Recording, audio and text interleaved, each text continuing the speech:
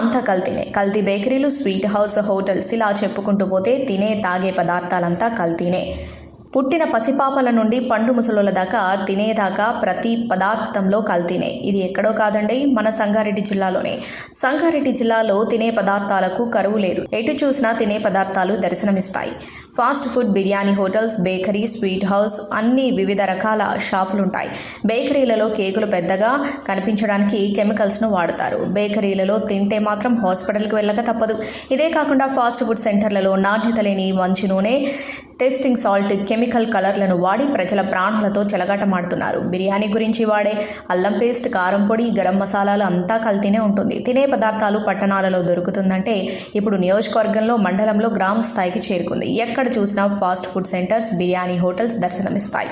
గతంలో నారాయణఖేడ్ పట్టణంలో బేకరీలో పిజ్జాలో బూజు వచ్చింది. అధికారులు చూసి చూడనట్టు వ్యవహరించారు. మళ్ళీ అదే బేకరీలో బ్రెడ్లో ఎలుక మూత్ర విసర్జన చేస్తే అప్పుడు కూడా ఫుడ్ సేఫ్టీ అధికారులు పట్టించుకోలేదు. ఈ నెల 2 అక్టోబర్ రోజున గాంధీ జయంతి ఉన్న నారాయణఖేడ్ పట్టణంలోని హైదరాబాద్ బిర్యానీ హోటల్లో మాంసాన్ని విక్రయించారు. అధికారులు తూతూ మంత్రంగా హోటల్స్కు వెళ్లి యజమానిపై ఎలాంటి చర్యలు తీసుకోలేదు. జిల్లాల్లో తినే పదార్థాలు కల్తీ చేస్తూ ప్రజల ప్రాణాలతో చెలగాటమాడుతూ ఇష్టారాజ్యంగా వ్యవహరిస్తున్న ఫుడ్ మాఫియాపై ఇంత జరుగుతున్నా ఫుడ్ సేఫ్టీ అధికారులు ఎందుకు పట్టించుకోవడం లేదు అని ప్రజలు ఆగ్రహం వ్యక్తం చేస్తున్నారు. ఇంతకు సంగారెడ్డి జిల్లాలో ఫుడ్ సేఫ్టీ అధికారులు ఉన్నారా లేరా అని సందేహం వ్యక్తం చేస్తున్న ప్రజలు, ఒకవేళ ఫుడ్ సేఫ్టీ అధికారులు ఉంటే ఎక్కడున్నారు, ఎందుకు ప్రజల ప్రాణాలతో చెలగాటమాడుతున్నారు, ఇంత నిర్లక్ష్యంగా ఎందుకుంటున్నారని ప్రజలు ఆరోపిస్తున్నారు. నా పేరు అమృతశ్రీ, సంగారెడ్డి జిల్లా అసిస్టెంట్ ఫుడ్ కంట్రోలర్. ఆహార భద్రతా విభాగం తరపున సంగారెడ్డి జిల్లా ప్రజలందరికీ కూడా శుభాభివందనాలు. ఈరోజు యాక్చువల్గా ఆహారం అనేది చాలా ప్రాముఖ్యమైంది. ఆహారం ఎంతలా ఆధునిక యుగంలో ఎంత ఇంపార్టెంట్ అయిందంటే అవుట్ సైడ్ ఫుడ్ని చాలామంది కూడా ఎంటర్టైన్ చేయాల్సి వస్తుంది.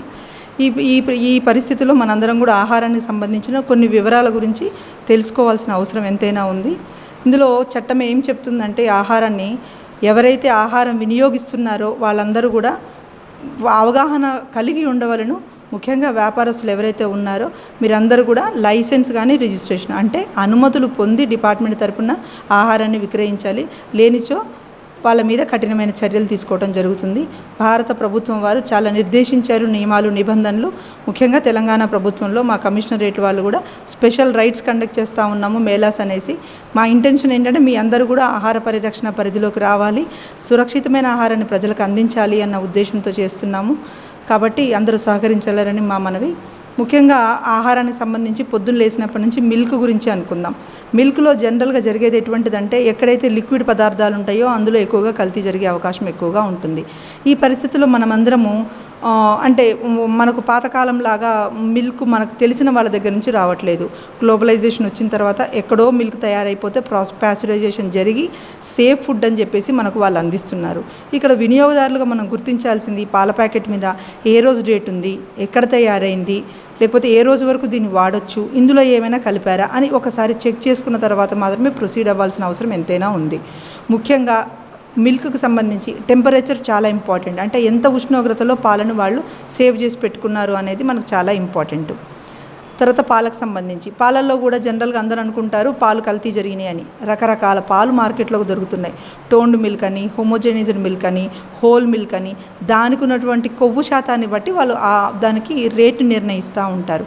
మనం చాలా జాగ్రత్తగా వినియోగదారులుగా వ్యాపారస్తులను హెచ్చరిస్తూ ఉన్నాము. మంచి ఉష్ణోగ్రతలో, తగిన ఉష్ణోగ్రతలో ఉంచి పాలను విక్రయించాలి. పాల పదార్థాలు ప్యాకెట్ల మీద నెంబర్లు లేని వాటికి 5 లక్షల వరకు పెనాల్టీ వేసే అవకాశం ఉంటుంది ఆఫీసర్లకి. ఇంకా మనకు రెగ్యులర్గా జరిగేటువంటిది హోటల్స్, రెస్టారెంట్స్ అందరం కూడా ఈరోజు మార్నింగ్ లేసినప్పటి నుంచి టిఫిన్ సెంటర్స్ పరిగెడతా ఉన్నాం. ఈ టిఫిన్ సెంటర్లో ముఖ్యంగా మీరు గుర్తించాల్సింది అన్హైజీనిక్ కండిషన్స్, అంటే అపరిశుభ్ర వాతావరణం. ఈ అపరిశుభ్ర వాతావరణంలో ఉన్నప్పుడు ఏం చేయాలా మేడం అని అడుగుతూ ఉంటారు. ఫస్ట్ మేము ఏం చేస్తున్నామంటే భారత ప్రభుత్వం వాళ్ళు ఎలాగైతే అనుమతులు పొందాలి అనేది ఎంత ఇంపార్టెంటో శిక్షణా కార్యక్రమాలు ఎవరైతే ఆహార వ్యాపారంలో నిర్వహించడానికి ముందుకెళ్తున్నారో, అంటే వంట చేసేవాళ్ళు, సప్లయర్లు, ఈవెన్ అక్కడ సర్వ్ చేసే వాళ్ళతో సహా ఒక్కొక్కరికి ఒక్కొక్క లెవెల్లో శిక్షణ కార్యక్రమాలు గవర్నమెంట్ వారు ప్రొవైడ్ చేశారు. ఈ అవకాశాన్ని అందరూ వినియోగించుకోవాలి. రాబోయే రోజుల్లో ఎక్కడైతే శిక్షణ కార్యక్రమం జరిగిందో వాళ్ళ లైసెన్సులు, రిజిస్ట్రేషన్లు మాత్రమే రెన్యువల్ చేయబడే అవకాశం కలిగి ఉంటుంది. కల్తీ అనేది మనకు స్టాండర్డ్స్ కలిగిన ఒకటి పెనాల్టీలు ఇంపోజ్ చేస్తారండి గవర్నమెంట్ వారు, ఇంకా ఆహారం ఇంకా ఎక్కువ కల్తీ చేస్తే కోర్టుకు వెళ్తూ ఉంటారు. జనరల్గా పెనాల్టీలు ఇంపోజ్ ఎవరికి చేస్తారంటే ప్రమాణాలు తక్కువగా ఉన్నటువంటి వాళ్ళకి. లేదు కొంతమంది అంటే గ్రెయిన్స్లో కలర్ కలపటం కానీ, లేకపోతే పురుగులు పట్టడం కానీ, హానికరమైన పదార్థాలు కలపటం కానీ, వీటన్నిటిని కూడా మేము ప్రాసిక్యూషన్ చేయడానికి కోర్టుకు సబ్మిట్ చేయడం జరుగుతుంది. ప్రమాణాలు తక్కువగా పాటించిన వాళ్ళు ఎవరైతే ఉంటారో వాళ్లకు 2 లక్షల వరకు పెనాల్టీలు జాయింట్ కలెక్టర్ గారి ఆధ్వర్యంలో వాళ్ళకి ఇంపోజ్ చేయడం జరుగుతుంది. ఫర్దర్గా జరగకుండా ఉండాలి అనేది మా ఉద్దేశం. మార్కెట్లో జనరల్గా చిన్న చిన్న టౌన్స్లో ఎక్కువ మంది ఫాస్ట్ ఫుడ్ సెంటర్ల మీదనే డిపెండ్ అవుతూ ఉన్నాం ఆహారం అనగానే. మన ఇంటెన్షన్ ఏంటంటే టైంకి అయిపోతుంది ఫాస్ట్ ఫుడ్ సెంటర్లో. ముఖ్యంగా ఫాస్ట్ ఫుడ్ సెంటర్ తెలుసుకోవాల్సింది ఏంటి అంటే వాళ్ళు మన కోసం సగం కుక్ చేసిన ఆహారాన్ని అక్కడ పెడతారు. రెండోది ఏంటంటే వాళ్ళకి ఎటువంటి అనుమతులు ఉండని వాళ్ళ దగ్గరికి పోయిన తర్వాత ఫుడ్ సేఫ్టీ డిపార్ట్మెంట్ వాళ్ళకు వచ్చి మళ్ళీ కంప్లైంట్ ఇస్తూ ఉన్నారు. రెండోది మన ముందే తయారు చేస్తూ ఉంటారు. భారత ప్రభుత్వం వాళ్ళు చాలా క్లియర్గా సింథటిక్ ఫుడ్ కలర్స్ ఏదైతే రంగులు కలుపుతూ ఉంటారో వాటిని వాడకూడదు, తగు మోతాజులో మాత్రమే వాడమన్నారు. అది కూడా ఓన్లీ స్వీట్స్కి వాడాలి. కానీ మన ఫాస్ట్ ఫుడ్ సెంటర్లలో కలర్ అద్దేసి చికెన్కి కలర్ వేసేసి దాన్ని ఫ్రై చేసి మనకి ఇస్తూ ఉన్నారు. ఇది చాలా తప్పు. వ్యాపారస్తులు ఎవరైతే ఈ తప్పు కార్యక్రమం చేస్తున్నారో ఫర్దర్గా జరగకుండా ఉండాలని కోరుకుంటున్నాం. తర్వాత వినియోగదారులుగా మనం ఎలా ఉండాలి అంటే అలర్ట్గా ఉండాలి. వినియోగదారులు అటువంటి ఆహారాన్ని ఎంటర్టైన్ చేయకూడదు. ఎవరైనా అలాంటి ఆహారాన్ని అమ్ముతున్నట్టు అనిపించినా, కలర్లు ఎక్కువ వాడుతున్నట్టు అనిపించినా, అనుమతులు లేకుండా చుట్టుపక్కల వాతావరణం సరిగ్గా లేనివి అమ్మినా, మాకు డిపార్ట్మెంట్లో రాష్ట్రమంతటా కూడా అందరికీ ఆన్లైన్లో నెంబర్లు ఉన్నాయి. మాకు ఇంటిమేట్ చేస్తే వితిన్ 24 hours టైంలో మేము ఖచ్చితంగా దాని మీద యాక్షన్ తీసుకోవడానికి అవకాశం ఉంటుంది. నారాయణఖేడ్లో జరిగినటువంటిది 2వ రోజున అంటే గాంధీ జయంతి రోజున మాంసం విక్రయిస్తున్నారనే ఇన్ఫర్మేషన్ వచ్చింది. ఖచ్చితంగా మేము దాని మీద ఇన్స్పెక్షన్ చేస్తాము. మాంసం విక్రయించటము అనేది కాకుండా క్వాలిటీకి సంబంధించి కానీ, హైజీన్కి సంబంధించి కానీ, శానిటేషన్ సంబంధించి కానీ మేము ఖచ్చితంగా దాని మీద చర్యలు తీసుకుంటాము. దాని మీద ఇన్స్పెక్షన్ అయిన తర్వాత రిపోర్ట్ మీకు అందజేస్తాం. యాక్చువల్గా బేకరీ ఐటమ్స్ని మనం ఏం చేయాలి అంటే ఎవరైతే పిల్లలు అక్కడ ఉన్న సాసును కానీ బేకరీ ఐటమ్స్ కానీ మనం ఫస్ట్గా వినియోగదారులుగా గుర్తించాల్సింది ఏంటంటే బేకరీ ఐటమ్స్లో ఎటువంటి పోషక విలువలు కలిగి ఉండవు. రెండో విషయం ఏంటంటే అక్కడ వాడే ఆహార పదార్థాలలో కలిపిన రంగులు కూడా వేటి మీద రంగులు చల్లనివి ఉంటాయి. వాటి మీద మేము స్పెషల్ టాస్క్ ఫోర్స్ అనేసి నడుస్తూ ఉంది. ఇప్పుడు మీ అందరికీ తెలుసు రాష్ట్రం మొత్తం కూడా టాస్క్ ఫోర్స్ మీద రెస్టారెంట్స్ మీద జరుగుతూ ఉన్నారు కమిషనర్ గారి ఆధ్వర్యంలో. మా ఇంటెన్షన్ ఏంటంటే ఎప్పటికప్పుడు రెక్టిఫై చేసుకుందాము. ప్రజలకు శ్రద్ధ కలిగించటం అంటే అవగాహన కలిగించటం, ఇక్కడ ఈ పదార్థాలు వాడకూడదు, ఇలాంటి పరిస్థితుల్లో ఉండాలి, ఈ నియమాలు ఈ నిబంధనలు ఉన్నాయి అనేసి కమిషనర్ ద్వారా ఎప్పటికప్పుడు మేము తెలియజేస్తూనే ఉన్నాము. స్పెషల్ రైడ్గా బేకరీల మీద కూడా తీసుకుంటాము. ముఖ్యంగా వ్యాపారులు ఎవరైతే బేకరీ ప్రొడక్ట్స్ అమ్ముతూ ఉన్నారో కలర్లు చూసి తీసుకోండి. ఫుడ్ గ్రేడ్ కలర్లు మాత్రమే వాడండి. మీరు వాడే ఫ్లేవరింగ్ ఏజెంట్స్ కానీ, కలరింగ్ ఏజెంట్స్ కానీ, ఫోమింగ్ ఏజెంట్స్ ఇలాంటివన్నీ ఎక్కువ యూజ్ చేసే అవకాశం ఉంటుంది. వాళ్ళన్నిటి కూడా ఎక్కడ తీసుకుంటున్నాము, సోర్స్ ఏంటి, వాటి మీద డేట్ ఎప్పటి వరకు ఉంది, ఎంత మోతాజులో వాడాలి అనేది శిక్షణ కార్యక్రమాల ద్వారానే తెలుసుకోండి. పైన లేబుల్ ప్రకారమైన మీరు ఖచ్చితంగా చూసుకొని మాత్రమే ప్రజలకు అమ్మాలని కోరుకుంటున్నాము.